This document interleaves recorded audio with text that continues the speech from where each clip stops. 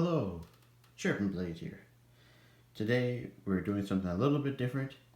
I decided to do my, I was going to do a top 10 video on what knives I have in my collection that I either used to carry and don't carry anymore, or that I bought and I've never carried and I probably won't carry. I try to limit my collection to knives that if I don't EDC them, I get rid of them, but there's some that stick around. So this video is just going to explore the knives that have stuck around even though I probably won't ever use them. So first up is the Condor Lost Roman. I'm not a huge fan of fixed blades, but ones that look really appealing, like they look different and they have like a cool look to them, I'll buy them. If they're not too expensive, I'll just get them because I know I'm probably not going to use them, but they look nice on the shelf. So this is one example of that. Look how cool this looks.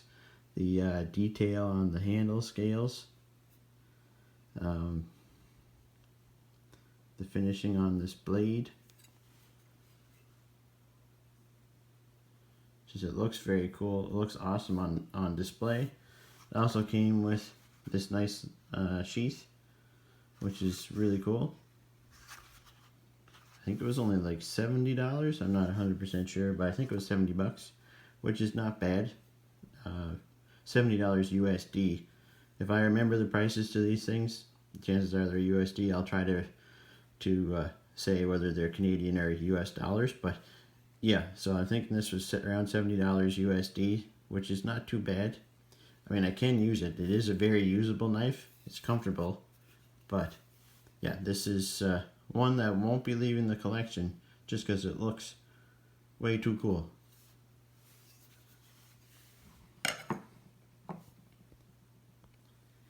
Next up is the Cold Steel Luzon, the large variant. I would hope this is the large one, just from the size of it, right? But yeah, no, this is a pretty large knife. Pretty obvious as to why I might not carry this around every day. It's around, I mean, I can carry it around the house, no problem, but like out in the real world, this is kind of a scary looking knife. So I most definitely won't be EDCing this, but it's just too awesome not to keep it in the collection. You have to have one crazy big oversized knife, and this is the one for me. It wasn't very expensive. I think it was $50, $57 USD, something like that. So not expensive at all. Nice drop shutty guillotine action. But yeah, it's definitely a keeper. That won't be leaving. I have a few Cold Steel knives. I will not be selling them because who knows what might happen to Cold Steel in the future. So I better keep the good ones around.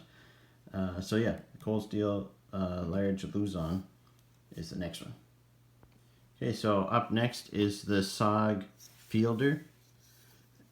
This is arguably the most interesting story behind it. It's my first knife. It's the first, well, it's not my first knife. I had a few knives given to me, but this was my first like knife. When I first got into collecting knives, I saw this sitting real pretty on the shelf at Canadian Tire, and I think it was on sale for $19 Canadian. And I said, whoa, that looks pretty nice. I mean, I didn't have any idea what a nice knife was at that point in time, so I thought this one was pretty friggin' nice. So I got this one.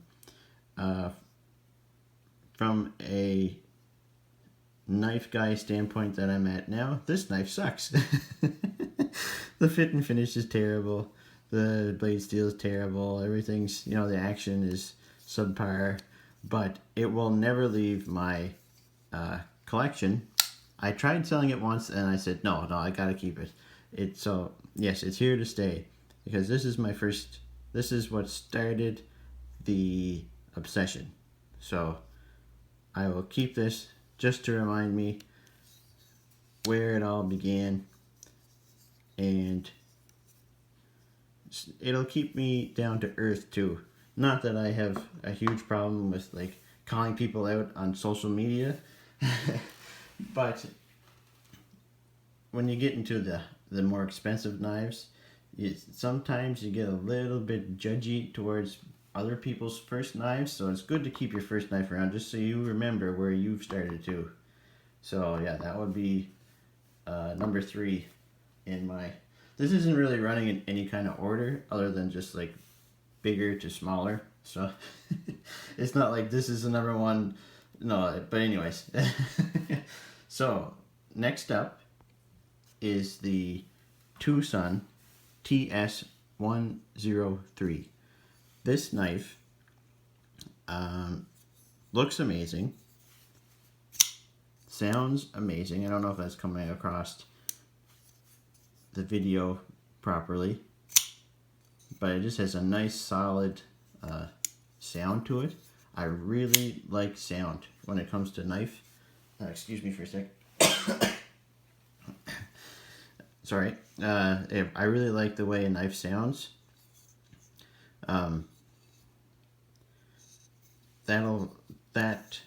The sound alone will make me buy a knife. Like if I'm watching a review on it, if it has a really nice sound, then chances are I'm going to try to get it. And this is, I didn't know this had a nice sound when I got it, but it certainly does, and that's one of the main reasons why it's sticking around. But the reason why I don't use it is because mostly it has a very nice mirrored edge on it. I got this from I bought it from Canadian Cutting Edge, and he put a really nice mirrored edge on it. I'll see if I can show it off here. Yeah, it's very nice. I really don't want to mess that up because I have no way of replacing this mirrored edge yet. I'm hoping to get a system to do that with in the near future. But yeah, I don't want to mess up that edge because it's just, this knife is a very pretty knife, and that edge really finishes it off nicely. So that's why I don't use this one, but it's staying in the collection. Next up is the Kershaw 2101. This is a very old knife. Well, relatively speaking, old knife. I think it was made in the mid-80s. It has a mirror finish on the blade, bone handles, scales. It has a rotary or a turn lock on it. I believe that to be brass. I'm not 100% sure. But yeah, you just turn this and it opens it or closes it. So that's really cool. Very nifty little knife. This was made in, well, it says Oregon, USA, and it says Japan. So I think it was made in Japan, but either way, this knife is good to go, but it's not going anywhere. It's just too rare. I think it's rare. People have said it's rare, so I'm not going to carry that around because I don't want to lose it. And even though this is a top 5 list, I decided to throw in a bonus knife. One that some of you might have been wondering where it was on this list. It's definitely a knife that is horrible. Sorry, Keith. It is horrible, but it's horribly wonderful, if that makes sense. It's awfully great. Well, it's the Daleka. Just everything about this screams why. But it is fantastic. I'm part of the Dolica group and I am proud of it. It's not sharp. It's, well, it is actually comfortable in hand. I will say that. It's got, you know, a very smooth action. I made a joke with Keith saying that it's either breaking in or it's just plain breaking. And I think it's leaning more towards breaking. But yeah, it's this knife. I actually, when I first got it, I actually EDC'd this knife. Not to cut anything because it's not sharp, but just to say I EDC'd it. But no, it's actually, it was kind of fun to carry it around because like you can mess around with it. You can flip it open and closed. It kind of has a nice little snappy sound to it, which, like I said, I kind of like the sound of things. So I don't know, it's kind of fun. Like you can pull it open and people are like, oh my goodness, they got a knife. And like, don't worry, it's not dangerous at all. But no, it's not going anywhere. It's the Dolica is not the greatest knife ever, but it is fun to have in your collection. To be able to say you're part of the elite Dolica club. I even have the paperwork to prove that. So, yeah, not bad for $1 USD. $1.30 something Canadian. Not bad for the price.